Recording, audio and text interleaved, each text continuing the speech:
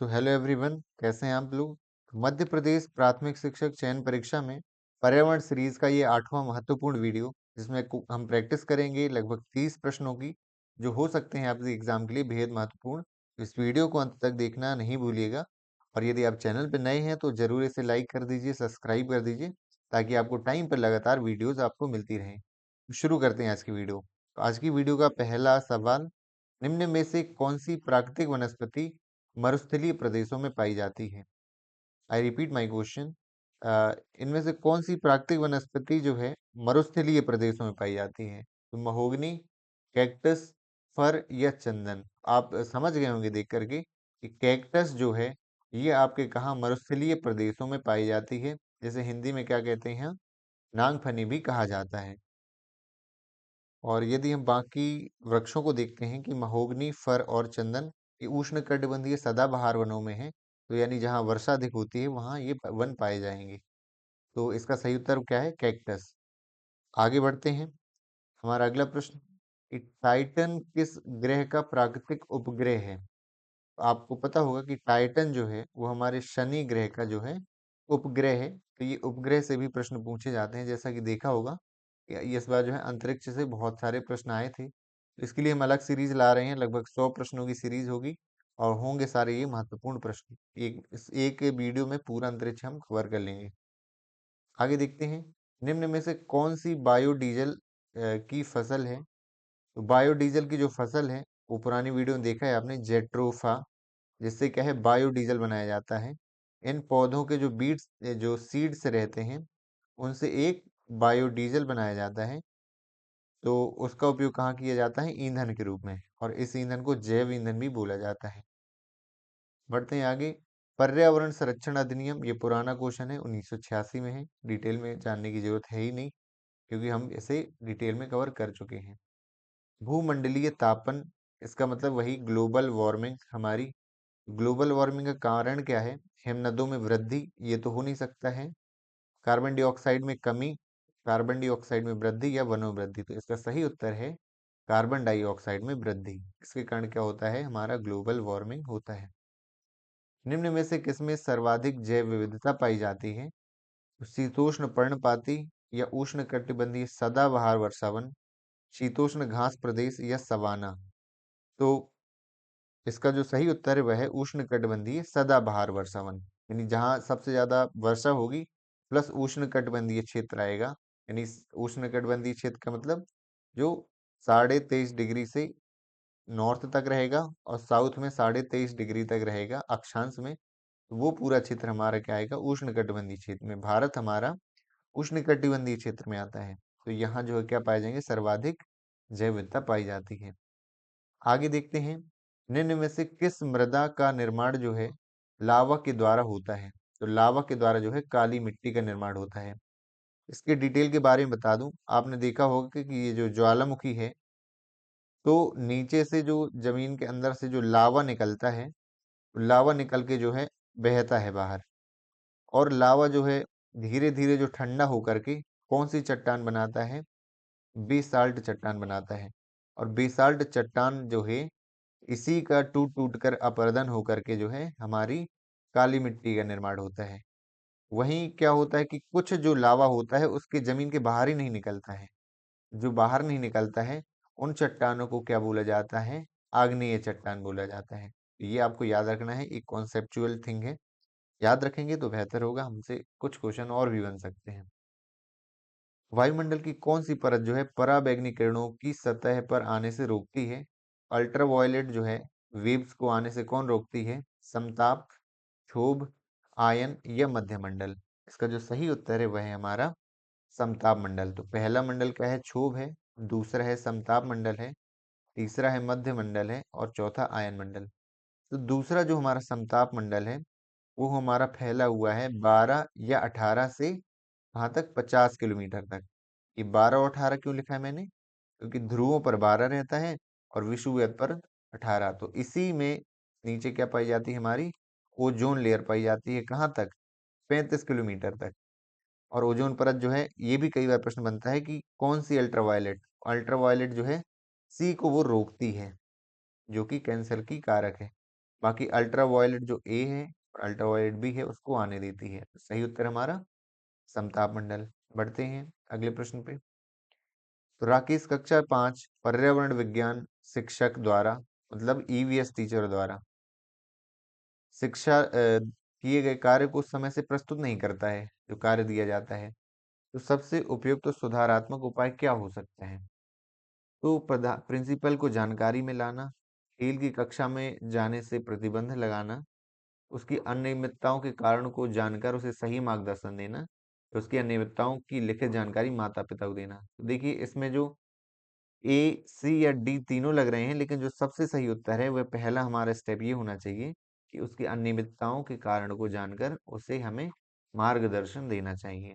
तो ये वाले कॉन्सेप्चुअल बेस्ड क्वेश्चन है और कॉन्सेप्ट बेस्ड कह सकते हैं या कॉमन सेंस बेस्ड कह सकते हैं। तो यदि आप में समझ है प्रश्नों को ठीक से पढ़ने की, तो इसका पढ़ने से ही आंसर हमारा निकल आता है। बात करें कि मध्य प्रदेश में कौन सा शहर झीलों का शहर कहा जाता है। अब ये इम्पोर्टेंट कि ईवीएस हमारा ये जो हमारा सब्जेक्ट है इसमें एमपी से भी क्वेश्चन पूछ लिए जाते हैं। झील नदियां, तो ये हमें इम्पोर्टेंट ये क्वेश्चन हो सकता है। तो झीलों का जो शहर कहा जाता है वह भोपाल, उज्जैन, इंदौर या ग्वालियर। तो कौन सा है इसमें? इसका सही उत्तर है हमारा भोपाल में। भोपाल में आपकी जो है बात करें इसकी कुछ झीलों की, तो यहाँ पर जैसे भोजताल है, अपर लेक है, लोअर लेक है। तो इन्हें जो है ये प्रसिद्ध झीलें हैं और यहीं पर भोजताल जो है इस जो है रामसर साइट में भी शामिल किया जा चुका है। तो ये इसलिए ये इम्पोर्टेंट हो जाता है। आगे देखते हैं कि शिक्षक की जो है बहुमूल्य निधि क्या होती है। तो ये भी एक कॉमन सेंस बेस्ड सवाल है। आप ठीक से यदि पढ़ेंगे आपको इसका जो है उत्तर मिल जाएगा। तो सेवा है, वेतन है, गर्व, प्राइड है या छात्रों का विश्वास है। तो आपको जो है आदर्श इसमें से जो उत्तर है आपको समझ आ गया होगा। छात्रों का विश्वास जो है बहुमूल्य निधि है। परिकल्पना को बार बार परीक्षण करने से गलत नहीं पाया जाता है तो वह क्या बन जाती है। इससे हर चीज में होता है कि कोई हम विचार लेते हैं उसमें परीक्षण करके जो है हम एक बाद में क्या बन जाता है, वो एक सिद्धांत बन जाता है। तो ये परिकल्पना के बारे में है। सेम यदि ये कानून क्या है आप समझ गए होंगे। कानून क्या है, यदि पारित हो जाता है तो वो क्या बन जाता है, कानून बन जाता है, एक्ट बन जाता है। तो यहाँ बात की गई है परिकल्पना की, तो सही उत्तर हो जाएगा हमारा क्या, सिद्धांत। इनमें से सबसे उपयुक्त शिक्षण की विधि कौन सी है? तो विचार गोष्ठी, श्रुत लेख एवं दिया गया कार्य, विचार गोष्ठी एवं कार्य योजना, व्याख्यान एवं श्रुत लेख। तो जो विचार गोष्ठी एवं कार्य योजना है इसको सबसे उपयुक्त शिक्षण की विधि मानी जाती है। इसका सही उत्तर क्या हो जाएगा, ऑप्शन नंबर सी। आगे देखते हैं निम्न में से कौन सी ग्रीन हाउस गैस नहीं है। ग्रीन हाउस गैस जो हमें वायुमंडल में जो है ग्लोबल वार्मिंग पैदा करती है। कार्बन डाइऑक्साइड तो है, नाइट्रस ऑक्साइड है, मीथेन भी है, लेकिन हीलियम जो है एक तो वायुमंडल में बहुत कम मात्रा में पाई जाती है और इसे नोबल गैस भी कहा जाता है। क्यों कहा जाता है? क्योंकि इसका जो है सबसे कम मिलती है वायुमंडल में। और दूसरा है कि इसका जो है बात करें केमिस्ट्री लेवल पर, तो आखिरी जो कोश में जो है पूरा भरा रहता है, 2 इलेक्ट्रॉन पाए जाते हैं, इसलिए इसे नोबल गैस कहते हैं। इसका उपयोग कहाँ होता है? तो हीलियम गैस का उपयोग कहाँ होता है? बलून्स हमने देखे होंगे, तो हाइड्रोजन गैस के बलून रहते हैं तो उसमें सबसे ज़्यादा हीलियम गैस का इस्तेमाल किया जाता है। वो इसलिए किया जाता है क्योंकि हाइड्रोजन गैस का इस्तेमाल करेंगे ज़्यादा तो वो एक ज्वलनशील गैस है, मतलब उसमें जो है आग लग सकती है। इसलिए क्या है, हीलियम गैस का इस्तेमाल किया जाता है। पढ़ते हैं ध्वनि प्रदूषण का मापन किस इकाई द्वारा किया जाता है। तो ये आपको पता है डेसिबल है, जिसमें 80 डेसिबल से अधिक ध्वनि को शोर कहा जाता है। बाकी जो है याद करने की जरूरत नहीं है, न्यूटन कार्य की है। जूल जो है हमारा ये भी अ, जूल ऊर्जा की इकाई है। तो आएगा प्रश्न जो ध्वनि वाला ही आता है जनरली। कौन सी नदी बंगाल की खाड़ी में गिरती है? तो ऑप्शन है ताप्ती, स्वर्णरेखा, नर्मदा या सिंधु। तो नर्मदा की बात करें तो ये अरब सागर में गिरती है, मध्य प्रदेश से जो है अमरकंटक से शुरुआत होकर के। बात करें सिंधु नदी की, तो सिंधु नदी की जो है शुरुआत आप समझ सकते हैं कहाँ से होती है। ये मानसरोवर कह सकते हैं। उधर से जो है शुरुआत होकर के पाकिस्तान में होती हुई सिंधु की सहायक नदियां भी पता होगा कौन सी, वही जो पंजाब, झेलम, चिनाब, रावी, व्यास, सतलज। ये भी कहाँ गिरती है जाकर? अरब सागर में। वहीं ताप्ती नदी भी जो है एमपी के बैतूल से निकल करके कहाँ तक? अरब सागर में। तो हमारा ऑप्शन क्या बचता है? सुवर्ण रेखा नदी। तो ये इसका सही उत्तर है, ये बंगाल की खाड़ी में गिरती है। स्वर्ण रेखा का जो उद्गम होता है वह झारखंड में होता है, और झारखंड में कहाँ पर? रांची में। और ये किसी बड़ी नदी से जाकर नहीं मिलती है, सीधे जाकर बंगाल की खाड़ी में जो है ये अवसान हो जाता है, ये वहां जाकर गिरती है। आगे देखते हैं, निम्न में से कौन सी स्थल आकृति का निर्माण हिमानी द्वारा हुआ है? हिमानी का मतलब होता है बर्फ का पहाड़। क्या?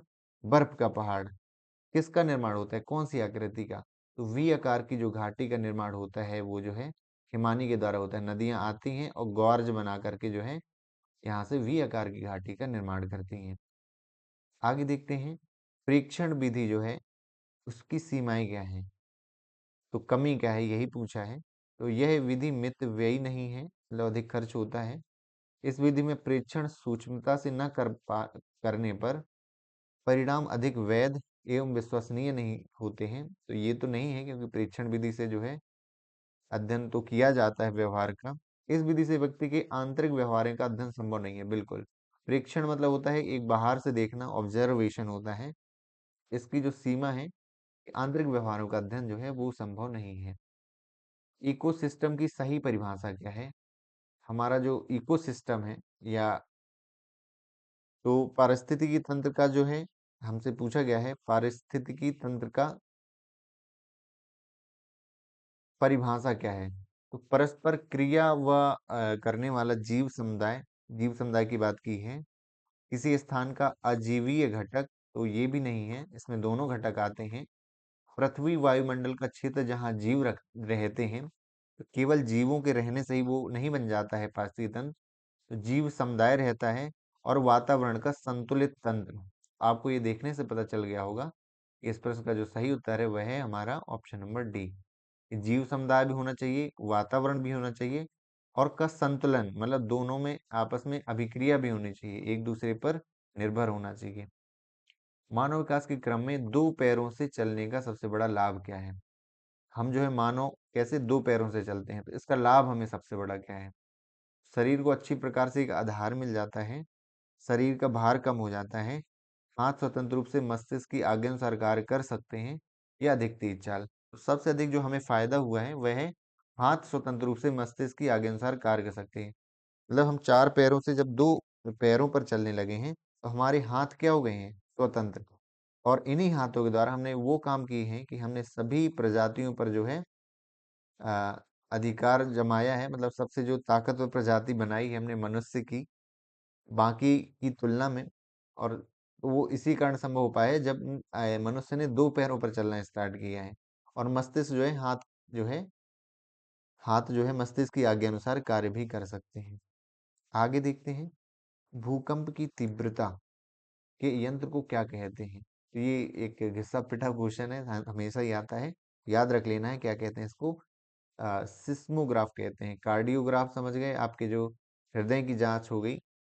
और ये जो बैरो है, वायु दाब की जांच हो गई। आगे देखते हैं, सूर्य से निकटतम ग्रह कौन है? तो आपको पता है बुध। तो आपका बुध, शुक्र, ये हमेशा याद रखना है, पृथ्वी और मंगल। तो ये चार हो गए शुरू के।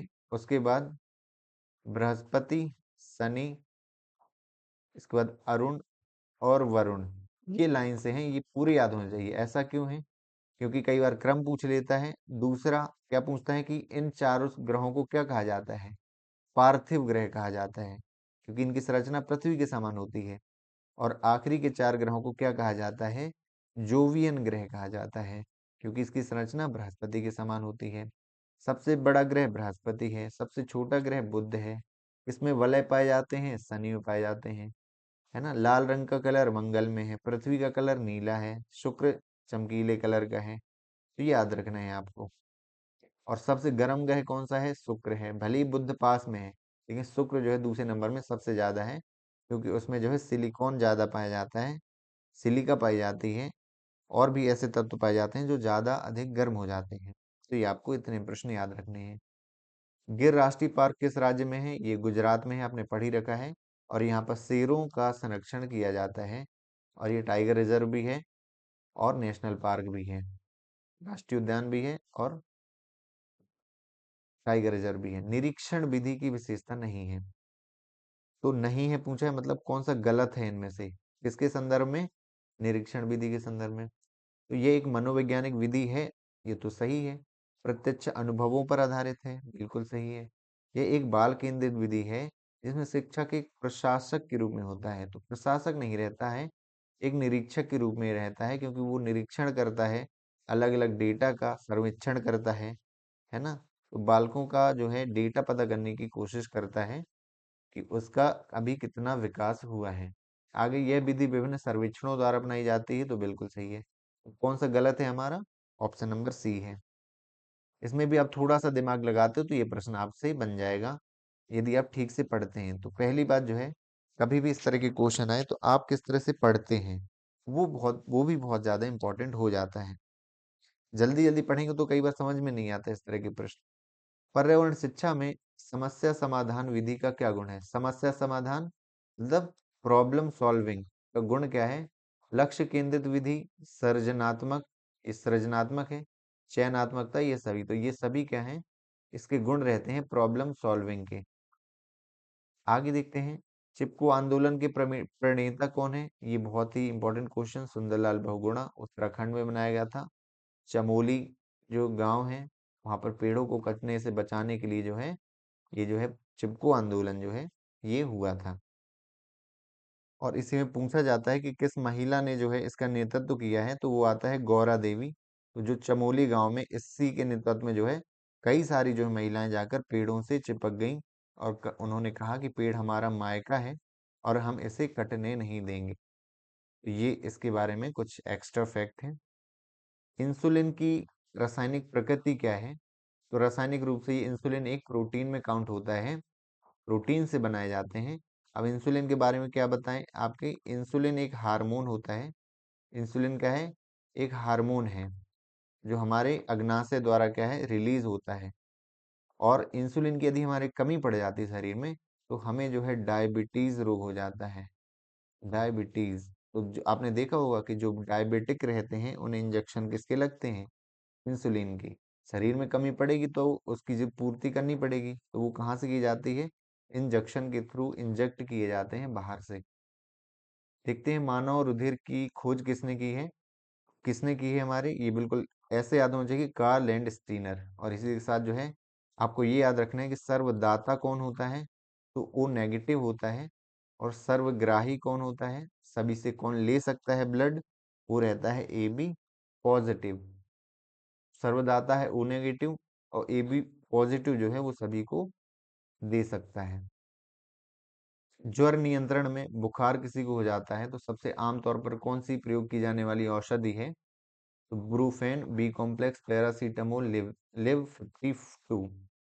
तो अभी कोरोना टाइम में सबसे ज्यादा जो फेमस रहने वाली हमारी टेबलेट है, सबसे ज्यादा है पैरासीटामोल, 500 mg। सबने खाई होगी, सबके घरों में रखी होगी, कभी बुखार आता है तो आप इसका यूज करते हैं। आखिरी प्रश्न है, दही जमाने में कौन सा सूक्ष्म जीवी है? तो ये आसान प्रश्न है, आसान प्रश्न भी बहुत आते हैं। तो ये कौन सा है हमारा? लैक्टोबैसिलस। तो आज की वीडियो में इतना ही, मिलते हैं अगली वीडियो में कुछ हमारे इंपॉर्टेंट और एग्जाम ओरिएंटेड क्वेश्चंस के साथ। तो यदि आपको लगता है कि हमारी वीडियोस आपके लिए काम में आ सकती हैं, और वो तो आएंगी ही, क्योंकि पुरानी केवी की हमने सीरीज लाई थी और उसमें भी बहुत सारे क्वेश्चन जो है केवी में भी पूछे गए थे, केंद्रीय विद्यालय में। और एमपी टेट जो है हमारी सीरीज इसीलिए अभी से प्रारंभ कर दी है। हमारी जो है लगभग टारगेट ये है कि हम लगभग 100 ईवीएस की क्वेश्चंस की सीरीज और 100 बाल विकास की, ताकि हमारे इतने क्वेश्चन जो है कवर हो जाएं। लगभग कितने हो जाएंगे? 3000 क्वेश्चन। 3000 क्वेश्चन की आप प्रैक्टिस करेंगे तो यकीन मानिए आपको सीधे आपको क्वेश्चंस के आंसर याद होंगे बहुत सारे। इस लेवल की हमें तैयारी करनी है। तो मिलते हैं अगली वीडियो में। आप भी तैयारी करिए, मैं भी मेहनत करूंगा, और हमारी और आपकी मेहनत से जरूर जो है मेहनत कामयाब होगी, आपको ज़रूर सफलता मिलेगी। मेरी बेस्ट विशेष हैं आपके साथ। Thank you so much for watching this video. मिलते हैं अगली वीडियो में।